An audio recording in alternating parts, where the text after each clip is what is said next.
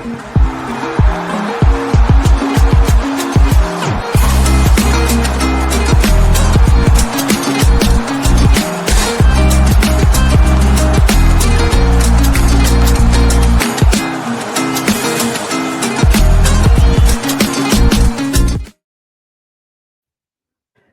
and welcome back to El Partido, yet another Spanish football podcast. I'm your host for Nick Bell this evening. I'm delighted, as always, to be joined by my wonderful co-host, fresh back from El Partido paternity. How long do we need to keep mentioning that for, Paul? About two or three more weeks? Well, you can keep going until the tiredness wears off, to be honest with you. I'm glad to have this as a distraction, in a break from wiping bums and changing nappies, good to be back anyway. It is. It's always good to have you back as well. And as we mentioned, congratulations earlier this week being the current lineal Super Sevasta champion, toppling the giant that is Matt Harrison. I'm sure he'll be back to win his belt. But we've got a more exciting challenge as well to come later in the week if you are subscribed to our Patreon page. However, let's not delay this because this is going to be a very, very cool and unique episode, because usually we'd be talking about kits or usually about stadiums or players who played for Atletico Madrid or Villarreal or whatever it might be. We've got a guest on this week who owns his own classic football shirt shop in Barcelona. I think that is dream territory. Luke, welcome to El Partido. It is a delight to have you on. It's a pleasure, guys. Thank you for having me. And it's, again, I can't sort of like compute how unique this is, because you own a store called Kit Launch. It's a football shirt and a sort of memorabilia shop in Barcelona. I'm sensing your accent as well, that you are not a native potentially of Barcelona, that you might, herald from the Emerald Isle. How does one end up in Barcelona owning a football shirt shop? I need to hear about your story. Absolutely. I'll run you through it, but I look a bit Spanish. I think that's the accent is the giveaway. Maybe I thought the Spanish look might cover me up a small bit, but it doesn't in this case. No, I'm from Cork. I'm living in Barcelona 2 years though, but I had the opportunity to study over here in 2021, and it was an Erasmus program, so it's like a study abroad, you might call it, in the UK, and we got the opportunity to study here for 6 months, and I just fell in love with the city. Everything about it, the people, the culture. And the weather was a bonus. And while living here, I had Kit Launch as a side business back home in Ireland, where I had the website was running predominantly. I used to do pop-up events around the country. I would have been one of the first guys in Ireland doing the vintage football shirts and selling them. And I just felt that there was a big gap in the market all the time in Barcelona and in Spain in general, because there wasn't a store open by then. So it just remained at the back of my mind, because obviously I was a college student. I couldn't have gone and opened a business as a college student in Spain. It wouldn't have been feasible. So when I went back to Ireland, I went working for a year after university, saved some money. And with that money, I was like, well, I either keep working full time and burning out running Kit Launch, or I go full in on Kit Launch and make it happen. So I said, I'm going to make it work. So moved over January 2024, opened just less than 7 weeks later, and wow. Yeah, here I am now, almost 2 years in business, but 2 years in Barcelona, and I've just moved into a bigger unit, signing a long-term contract here, 10-year lease. So looking forward to hopefully 10 years plus in Barcelona more. But so far so good. I mean, we're only 2 weeks into this new one, but it's been a really good start. Yeah, it looks absolutely incredible. And Paul, I don't know if you've managed to have a catch of it just yet, but certainly I feel like you certainly have scratched on something there when we talk about classic football shirts, in Spain and sort of like these stores in Spain, because they don't really exist yet. I feel like, especially in a city like Barcelona, there is an appetite for classic shirts, retro shirts, memorabilia and things like that. Paul, I know that you've been to Spain a fair bit, and you see them when you go around the grounds, don't you? It's like wherever, whatever football match you go to, there is always, really grand old lads who are wearing the shirts from the 1990s or even earlier, or like say some stuff for the noughties. It feels like it would be absolutely a match made in heaven for Spanish football fans. Yeah, definitely. There's, I think, because I actually think that people in Spain, if you go away from tourist spots and like we do, we'll go around the mainland and we'll go to the quiet streets and have a drink in the quiet bars and stuff like that, and you see the locals there. I always think that they're quite stylish and I think, maybe people talk about Italians having style and French or whatever, but I actually think that people in Spain have a unique blend of sport attire with their everyday fashion and certainly retro football shirts or vintage football shirts, are definitely popular. I think there's some other sports as well, like basketball is massive in Spain, but certainly for football shirts, and you find it near stadiums as well. Like I think on a match day in my experience of going to games in Spain, it's the diehards tend to have a shirt from their, the favorite season or, their favorite shirt from their club's history rather than the latest shirt, so to speak. And I think you're right in saying there's a market for it. Absolutely. Clearly there is, Luke, Okay. So fair. Yeah. Yeah. Encouraging stuff. Yeah. And just on that, because obviously so Irish and UK culture is very, very similar. But one thing I've noticed over here is that you touched on it, the older generation, they still have an obsession with football. Whereas I feel like in Ireland, the UK, the older generation kind of get fed up, and over time they fall out of love with it, or they're definitely not into wearing football shirts as years go on. But over here, so right on the other side of our shop here, we have a 1982 to 89 Meba Barca home shirt, just one of the classics that every Barca fan knows. The Maradona era, Gary Lineker era. And we have that out there. And the amount of people that over the age of 60, 70, could be an old couple in their 80s walking past, and they'll stop and they'll have a conversation about it. And I'd be listening to them, and they're just talking about, their memories of that shirt and that game that they went to see. And I just feel you wouldn't get that appreciation in Ireland anyways. I never lived in the UK, but I would feel it'd be quite similar. And they just, it's symbolic for them. A football shirt is that is a moment. It's nostalgic. I remember him scoring a goal in that game.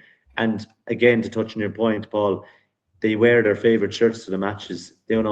It's almost like a not a habit, but when you have a special shirt to you that you have to wear to that game, a superstition.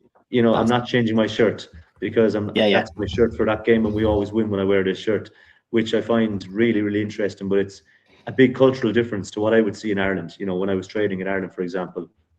Yeah, I think that's you talked on there. There's a superstition element, but it's also it evokes memories of like you say, that player scoring that goal or that moment in time. That I think certainly with the older people, it takes them back to a sense of where they've obviously felt most fulfilled in their lives at a younger stage or something.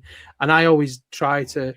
Me and Nick, every episode we do this, we're looking back at classic moments in Spanish football history or sleeping giants, and it is it's a nostalgia focused podcast. And whenever I tend to research these episodes by watching clips from those old games to re-jog my memory rather than reading as such. I know that other people would prefer more of an academic approach, but I tend to go by what I can remember of being the emotions of the time. And for me, seeing pictures of kits and images of days gone by, it does sort of trigger the memory a lot better than if I was to read a match report, on a website from, I have to see the still image and see the kit, and it just unlocks a part of my mind, and I think it has that impact on people when, I'm bad for it. When I go to a football match, doesn't matter whether it's in the UK, Spain, Germany, wherever, I'm looking around to see what people are wearing, and I'm trying to think, that's from that year, or that's from that cup final, and things like that. We're definitely a vibes podcast, aren't we? Here, Paul.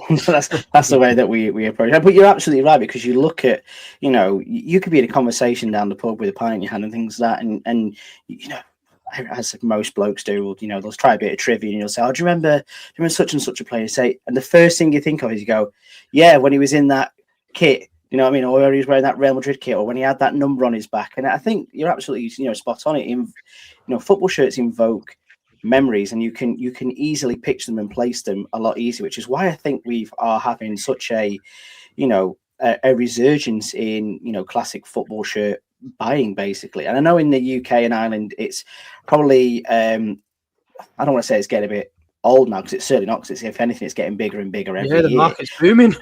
It's absolutely massive, but it's been around a little bit longer, whereas in Spain I can sort of sense and feel that we're a bit on the crest of a wave, and I think Barcelona is a very interesting place for you to start this business, Luke, because Barcelona is also fundamentally the chicest city in Spain, one might say, but it's also a groundswell of football where people aren't necessarily going, I'm a massive Barcelona fan anymore, I'm a massive Espanyol fan anymore. There's a huge non-league, I don't want to say anti-football because it's not that, but it's sort of like there's a passion for all things non-league and below football and elsewhere football. And I think Classic Shirts fits in that quite nicely. And I know that you've, pointed some friends of ours in the directions of like Jupiter shirts and San Andreu shirts and things like that. Again, that must be a great swell for you to be able to have those connections locally with the local non-league scene. It is, absolutely. And it was one of the first things I did when I came over here. Because, when I landed over, I said, I need to get to know as many local teams as possible, get in touch with them as quick as possible, and be able to speak for them as much as possible in the shop as well. So that if someone comes in and asks me, okay, it's international break, Barca aren't playing this weekend, Espanyol aren't playing this weekend, what can I do? Is there any football to do? Football to go see? And I'd say, yeah, look, Europa are playing on Sunday, San Andreu are playing on Friday evening. You have two really good options. Tickets are 10 or 15 euro. You can get a beer in the stadium and you can enjoy it. And they're 25 minutes from the shop here. And it was one of the first things I did. And I'm so glad I did it because, I've fallen in love with, like, the team I would lean towards here is San Andreu. Just because it was the first team I went to that I felt this is unbelievable. The fans were like proper South American style. But I also really enjoy going to Europa as well because they're a different division now and they're playing higher level teams, but the quality of their football is insane. So I encourage everyone who's working for me here, if they're not from the city or they don't go to local teams, to go as often as possible so that we can speak for them when people come in, because we get, Dutch, French, Germans, and they all want to see these local teams play because they've seen them on the likes of Cup of 90 where they're doing, the San Andreu video, or they're just seeing them in, the derby with Europa. It's unbelievable. But there's a massive resurgence for it, and you'd see the stickers around the city. It's not anti-football, but what they do say it's anti-modern football, and they're everywhere around the city here, and that's the way they frame it, anti-modern football, because people are against the way Barca are being bought out. Fans can't go to watch their own matches. The amount of Barca fans that have worked for me, and they simply can't afford to go to matches because ticket prices could be. I know yesterday's game against Copenhagen, they were 319 euro on the official website. Like, that's nuts. Like, I know the game meant something, but 319 euro for a Champions League game is ripping people off. When the standard of football is obviously one of the best in Europe, don't get me wrong, and they're really exciting to watch. But you can go to an Espanyol match for 40 euro, if you buy in advance, or you can go to a Europa match for, I think it's 20 euro now, or 15 in San Andreu. So you have these options where you can spend a lot less money but still get good quality football. I saw San Andreu this year against Celta Vigo in the Copa del Rey, and they brought it to penalties. I don't know if you saw that result. They brought it to penalties, and Celta Vigo won 7-6 on penalties. They had to bring Borja Iglesias on and Iago Aspas. That's, you do see that in the FA Cup in England, don't get me wrong, but it's amazing seeing it live. And it's those tickets you were able to get them for 20 euro if you bought them in advance. So that's just an example of people want, and that sells out. So there's a massive demand for that local football now, and we push for that here at Kit Launch as well. Do you know that? Sorry to interrupt you there, Nick. I was just going to say that you've actually touched on a point that if I don't mention it, I think I'll forget about it. So I need to jump in there. It's a case of we've just mentioned about what the classic or the vintage football shirts does for people, and that is, I do think that's a market that is very much doing very well at the moment, but seems to be ever growing. I also think that we're in this sort of period of time now where, like, it's good few years on now since the pandemic and everything, and I think ground hopping is starting to become really popular again with not just young football fans, but speaking to some of the people I encounter at football matches, blokes that are approaching retirement age or just hit retirement age, they seem to be doing a lot more traveling to obscure or niche football matches wherever they can. And if you think about Barcelona as a city, it's we can wax lyrical about it, but it is a city that's got pretty much everything that you need, all in a relatively small and reachable place. And the region is quite reasonable to get around in as well. I mean, the last few weeks obviously they've been quite difficult with the trains in Spain, but in general, there's it's an easy region to get around, and to have that many options in a small place. I think it's great that that you're able to raise awareness of those clubs. To advocate for it, don't you? Yeah, absolutely. And I think you probably will find if you with your location there, you'll if you make people aware that the shop exists, these ground hoppers will probably stop over and come and have a wander around and pick up an item or two. Yeah, we get them. We do get those ground hoppers all the time, because from the same social media account that we post stuff for the store, we post stuff for the local teams as well. So that when we get like a drop of local teams, we did a really cool event back in November, which was called the Panenka Fest with the Revista Panenka. Yeah. Did you see that happening? Yeah. Yeah, it looked class. I was tempted to fly out for it because I think the tickets something mad. Like I think it was only like €15 to attend or something like that, and it was 5, and you get 3 beers. 5? Oh, why wouldn't you? Like I say, if you can get a good enough flight. I think you retweeted it on the El Partido account as well, Nick. I did, yeah. Well, I buy Panenka magazines, and not because I can read Spanish really, really well, but I use it to help learn Spanish. And don't get me wrong, it sometimes maybe it's cheaper to fly out, go to Panenka Fest, get 3 beers and a magazine, and fly back home than it does to get the magazine across to the UK sometimes. But those kind of events, again. I'm right in saying Panenka is based in Barcelona too, isn't it? If I remember rightly. So again, you're becoming a part of this, really thriving scene, kind of like maybe a bit of a cultural movement in Barcelona that will undoubtedly eventually spread across the entire peninsula, because that's how Spanish football works. It's small seeds in one place and they'll end up sort of like going all sorts of places. So it must be quite cool for Kit Launch, and obviously for your own story there, to be linking up with the likes of Panenka Fest and things like that, because that must be such a unique opportunity. Like it's completely a dream come true. Like, if I'm to be honest with you, it's because everything I do every day is football related. Between watching games, speaking to people, buying shirts from my own collection, running the store, everything is football related. So the more football people I can be involved with, the better. That's the way I look at it. And one of the reasons why we opted for this store, because I'm in the bottom zone of the store here, which like beanbags, couch, TV, football benches across the way. It's a chill zone. It's a nice football. It's a football area. It's like our archive / museum space. And the purpose of getting this store was that this area down here would be an event zone. So we want to be able to do more football events, because we ran one successful one a couple of months back in the old Kit Launch store with Meba. And Meba partnered with us for an event. We got Moritz on board and we got local DJs. And that was a really cool event where we were able to invite the guys from Panenka, for example. We were able to bring, Gabriel from Football Cultures. We were able to bring local influencers like, Georgina Ledger, Audio Jack, and another small micro influencer, but, really coming up in the area.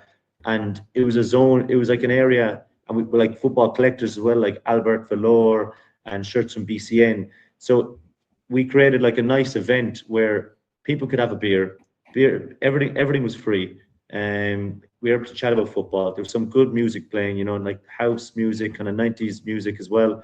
And it was a relaxed event where everyone was able just to mingle and get to know each other, because obviously from our world and your world in the podcast space, everyone is behind a screen and rarely seen face to face. It's normally a text or a tweet that you're engaging with. So we brought the space. It's a small space that we had, but it was perfect for the event where we were able to mingle with, brands, mingle with photographers, influencers, and speak face to face and give people opportunities to connect. And it was really the ultimate aim of it was to network. But it turned into a really fun night, you know, a lot of beers, you know, and like working with Mabel was unbelievable. Like we're going to have them again here for sure. So when we do that, yourselves, you will 100% be invited if you want to come along. It gives you an excuse to come over here.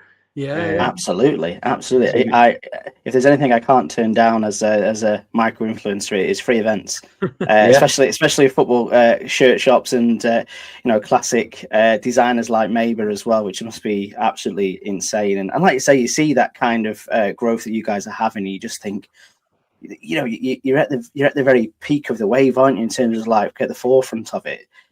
You mentioned just briefly as well, then Luke. Obviously, you do a bit of shopping for your own shirt collection, which I imagine owning a football shirt shop means is, you know, if someone brings in anything they want to sell, you maybe get first dibs. Is that how it works? Generally speaking, yeah, it takes discipline. I'll be honest with you, it does take discipline. I've learned that over the last almost 6 years since starting that I really have to be disciplined, because there's a lot of them will catch my eye straight away, especially if it's United related or Irish related. They're my two teams that I collect the most for. Obviously, I collect for Cork City, my local team as well, but it's not often someone drops in a bunch of Cork City shirts over here in Barcelona. So if they did, I'd be absolutely keeping them. Yeah, you must have that Cork City shirt with the Guinness sponsorship, haven't you? That's. I won't be able to.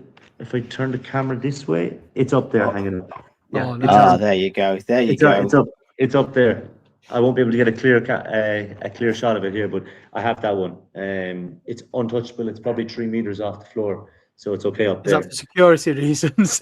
Yeah. Do you know what? The amount of people that have asked to buy it already since opening, and you know, this isn't Irish people coming into the store. You know, it's Americans or Europeans who see the Guinness and they're like, "I want that shirt." And I'm like, "Got to have it. Got to have it." They do the same with the QPR shirts as well, don't they? And I think recently did Bohemians have a collaboration with Guinness as well, and O'Neill's, and it's not as good as the original, you know, Cork City with the Adidas and things like that. You can't be beaten, can it? No, and like those shirts, they only had the Guinness sponsor for I think 7 or 8 years, and you know there obviously wasn't a million Cork City collectors in the world, so those shirts weren't high in supply, so they're very, very hard to get now. So I mean, it'd be absolute madness to sell one, you know, that kind of way, because you may never come across one in the size you want or the condition you want, because you know there's a million fakes of them around the world. I get pictures sent to me all the time of someone doing the Ho Giang loop in Vietnam, and one of the drivers is wearing a Cork City fake Guinness shirt. But I mean, like it's a fake one, but it's funny how that Guinness shirt ends up over there in Vietnam. You know, they're everywhere. I've seen them in Australia, America, Canada. People send me pictures of them the whole time because they know I'm a Cork City fan, and they know I've the business and all that. It's crazy, but the originals are very hard come by. I got a really old Derry City shirt. I know we were speaking before we came on the podcast about how I go over and watch Derry a fair bit. And it was the green and yellow away shirt, which has, I think, if I'm right, remember it as Smithwick's. I don't know what Smithwick's is, but I think it's a lager or a beer or something. Yeah, it's an ale, yeah. And then in the side, the back of the neck, the tag said "Fruit of the Loom." I went, Fruit of the Loom. That can't be right. That's got to be fake and things like that. But apparently, generally, that was the kit manufacturer for Derry at the time. It could have been Fruit of the Loom or something like that. I was like, that sounds crazy. So I'm still not 100% sure whether it is a genuine or not. But after this, send me a photo and I'll check for you, because I've never seen Fruit of the Loom ever do a football shirt. But you know, the football shirt space, especially if it's 90s and Irish teams with their budgets, it could be a Fruit of the Loom shirt. You know, that's all they might have been able to afford. You know, you don't know. Yeah. I remember Fruit of the Loom making all the school uniform stuff when I was a kid in the 90s. That's what I thought as well. I went, I've really been had here with, like, say not. And the thing is, I always get a bit excited. I never do my due diligence. Like, I know there's, you know, they say you need to get the code from the inside of the nape of the neck or down by the bottom. And I was just eBay, too excited, clicked on it. When I got, I was like, Fruit of the Loom, this can't be real. But I was speaking to her, apparently it could well be. Who knows? I'll have to get it double checked. But back onto kit launch as well. I thought a fun part of this would be to sort of like think about some of our favorite shirts as well, and more importantly, to see whether you have them in stock. If I'm honest with you, Luke, because this is a podcast under the guise of shopping, or shopping under the guise of podcasts, and I'm not too sure which way around it would be. So I gave some thoughts from some of my favorite Spanish football shirts recently, and I must say one of my friends went to A Coruña this weekend, and he took a picture of his Deportivo La Coruña shirt, the Umbro one, which had the numbers on the sleeves, made famous by Rivaldo when he signed for Depor during the 90s. And I think that might be my favourite Spanish football shirt at all time. If you had to pick 1, 2, or 3, Luke, who would you go for? Does this include the national team as well? Can that include Spain? Yeah, of course. It can be the one I'm wearing now if you're not watching on YouTube. Yeah. So there's one shirt. There's two versions. So there's one shirt. It's the 95 to 97 Barca away shirt that I really like. It's the Ronaldo turquoise color looking one by Kappa. And Real Betis had the exact same template. It just changed the colorway. I really like that shirt / template. Two of them take my number one spot. I have the Barca version. I sold the Betis version, and I want to get it back. It fits really nice. Just the collar with the Kappa logo here, just in between it. The stitched crest, the stitched logo, no sponsor. The material of it is just perfect. I really like that shirt. It never wears. It doesn't show its age. No, it's a stunner. We've just written a Substack article about how Kappa are returning return of the Kappa Kings, we called it. And during the late 90s, especially mid 90s, late 90s, Kappa were the face of Spanish football, really, weren't they? Them alongside Luanvi and Kelme, probably to an extent. But you think about those Real Betis shirts, the Barca kits, the Athletic Club kits. I think Mallorca had some kits. They were incredible, weren't they? They were just they were like following in suit from Italy. They were just unbelievable, and it's symbolic with a really good era, because Meba was the era for Barca, 80s, and then going into the early 90s where they won their first Champions League. Everyone thinks of Barca and Meba, so to take on that legacy after winning their first Champions League was massive. And I think they got a spot on with almost every shirt, even up until 97, 98. A lot of people don't rate that orange shirt. I think of Rivaldo when I see it, but it's the orange one with a blue vertical stripe through the middle. Yeah. I think it's an unbelievable shirt.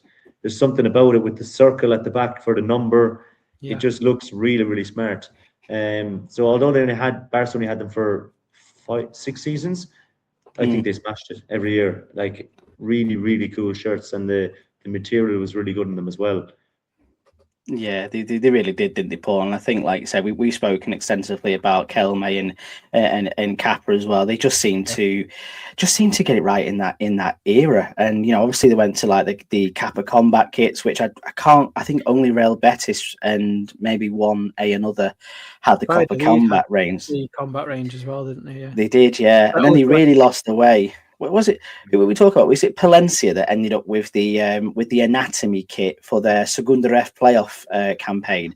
And it was basically just like I'll have to send you the picture. It's essentially just like the bare flesh, muscle like shirt. And I think that's when Kappa must have gone, you know what, lads? I think we've gone too far the other way here now, boys. This isn't us. And ever since then, Kappa have really come back to the forefront. And I'm sure you've seen a lot of them this season in Spain, Luke. But the likes of Deportivo La Coruña and Real Valladolid, especially with their kits, have been absolutely incredible. Even if you just go up the road to Sabadell, and Sabadell is a very important way of making a shirt. You cannot deviate from the square cross pattern of the blue and white, but even their kit and their away kit looks absolutely incredible from Kappa. So I really feel like they've had a huge resurgence as well, and you must get asked a few times for a couple of those shirts from time to time. Yeah, like we always do. We have one Real Betis Kappa one at the moment, and I'm shocked it's still here, because Betis would be the third most followed team here in Barcelona, just due to the amount of immigration from Andalusia, in the early 1900s. that Betis are a massive team here. So the Betis shirt we have is the 99 away shirt, which is like a black with white and green stripes on the sleeves. It's a really nice shirt, but we always get asked for them. Whenever we have a Bilbao Kappa shirt, it's gone. Whenever we have a Barca Kappa shirt, it's instantly gone. But another brand I'm seeing coming back right now, and they're doing really cool stuff, is Hummel. Yeah, Hummel, obviously yes. you picked up the. Was it yourself, Paul, that picked up the Europa shirt, or was it Tom? You said your colleague. it was Tom, wasn't it? Yeah, Tom picked it up for me whilst he was over. He was at New Sardinia as well to watch me against South Con, like yourself. So Oh yeah, he just texted me and he went, "Do you want a Sabadell, a Europa, or a San Andreu shirt?" And I went, "You know what? I've got a San Andreu shirt on the wall behind me here. I definitely want to get the home one myself. Same for Sabadell." So I said, "Get Europa one." I tell you what, when I unwrapped it, and the thing is, I've had obviously a few Hummel shirts, being a Malaga fan, and ever since Malaga lost Nike and took on Hummel, every single kit has been absolutely perfect. Absolutely no fault. They've done special editions as well, remakes of old shirts previously. yeah. So for like the anniversary, they had like the Tivoli World kit that was worn by the likes of Juanito and things like that. They really know what they're doing, don't they? Mm-hmm. Yeah, they're doing really good stuff, because the stuff I really like is Europa, where not only do they deviate from their usual, white shirt with the blue chevron. For their third shirt this year, they did a full red shirt with a darker red chevron, but a Senyera flag down under the crest, a vertical line. Looks really, really smart, because obviously, the Catalan team and their pro-Catalan roots. But I haven't seen them do a Senyera shirt before. It's normally their away shirt is yellow and black, but they went with a fully red one this season, and it just looks unbelievable. And we have them here in the shop. And what's really good about them, even better, is that they're all player version. The ones that they sell, so they're not top quality. They're €65, and you're getting a player version shirt for a shirt you can't get anywhere else. Whereas if you're getting a Betis Hummel player version, that'd be probably more expensive, maybe €110. For the same quality as well. yeah, exactly. But no, Hummel have really impressed me the last couple of years. I'm with the Malaga stuff. I bought that Tivoli shirt, stupidly bought an M, and no way would an M go on me. Yes, it was a bit tight. I got it in an L, and I look at it rather than wear it now from that perspective. But even with Europa shirt, I 100% agree with you. Though my wife maybe disagrees, because she goes, I can see you through that shirt." I went, "What do you mean?" She went, "I can see you through that shirt." I was like, "I don't care. It's a beautiful shirt. I'm going to wear it here, there, and everywhere." But they are absolutely grand. And I think maybe just to end on, obviously another brand you've mentioned that certainly seems to be making a bit of a comeback. And obviously they make the San Andreu shirts, they make the Seu Jupiter shirts as well. It is Maber, and they've got a really cool presence even over here in the UK now. I think they were Hartlepool sponsor recently as well, if I remember rightly. Right. Mm-hmm. And they just seem to be on the verge of a massive comeback too. So, you must work with them quite closely. Are you seeing, sort of like what they're foraying into? Is there a lot more local sides that maybe we're not aware of that we can check out their shirts if there's any special ones? Yeah, there's two other teams. One of the Yeda teams out with Meba. You'd need to get them from the club shop. And there's another really, really, really small team in like the 7th division that I was tipped off on one day. I can't think of it now. I'll have to think of it after the podcast and message you, because I was like, how are these guys Meba? But obviously they've given them access to like training wear and templates that they can put their badges on, but it's still the Meba template, and they look really cool. It's like the Jupiter shirts from a couple of years ago before they got their own tailor-made shirts. They were using just the Meba branded template stuff, but still looks really cool. So the local teams are getting access to Meba stuff again. Which would have been with the likes of Joma in the past, or maybe Hummel or Kelme. But now the Meba are back on the market for the local teams and everything. And just with that, Meba do have more teams coming in Spain. I don't know, can I announce them yet? I'll let them announce them. But bigger than what they already have, I would say. Yeah. We'll definitely keep an eye out for them. Nice build, bigger than what they have in England as well, coming soon. And they've 2 big clubs coming quite soon. And one of them you will absolutely love, the one in Spain, more so than the one in England. it's I won't give any. I can't give any hints. I don't want to be the one to leak it. So lads, they'll never throw a party with me again if I do that. So I'll let that to them. Tell us off air. We'll leak it, and we'll just say we heard it from someone else. It's fine. It'll be Sorry, me. But, sorry, Johnny, if Johnny's listening. But yeah, I think that's absolutely great, and great to get access to those ones as well, because I think Lotto are doing something quite similar, and again having a bit of resurgence. And I know I was telling you about the Linares Deportivo shirts you've got this season, and if you've not seen any of them yet, they're all absolutely beautiful. But we were designing our own El Partido Lotto shirt, weren't we? And we've got a couple of irons in the fire to try and get some bought and sold. So if you do manage to get hold of an El Partido Lotto shirt, we will definitely bring you on for the store as well. Nice one. Yeah, that'd be great. Do a bit of a cultural exchange maybe. But finally, I suppose, Luke, I'll say thank you for your time.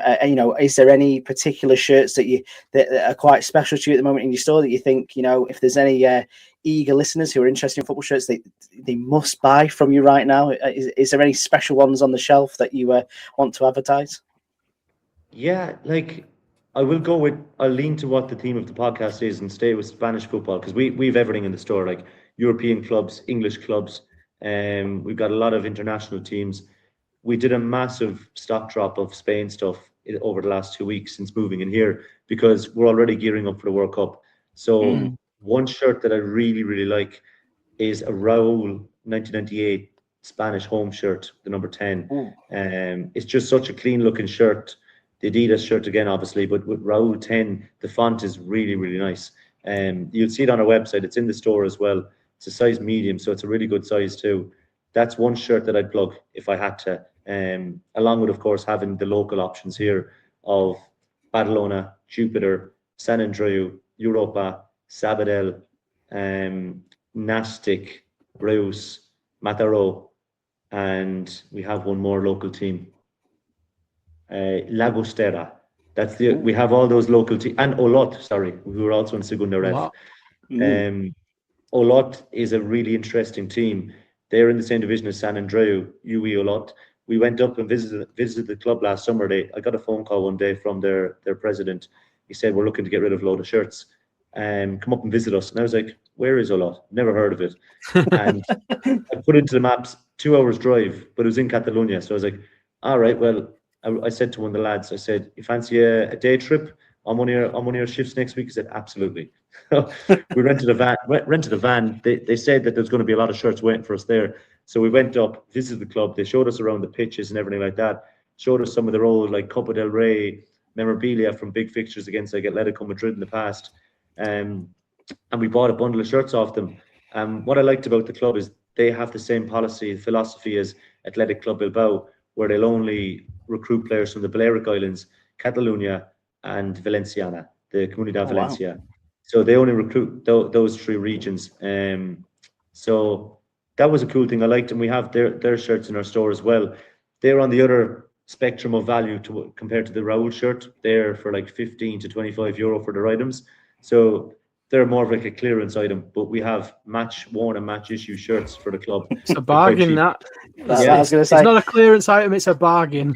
It's a bargain, and we give out a match program with every shirt as well from their 22-23 season. Wow. We have all their match programs.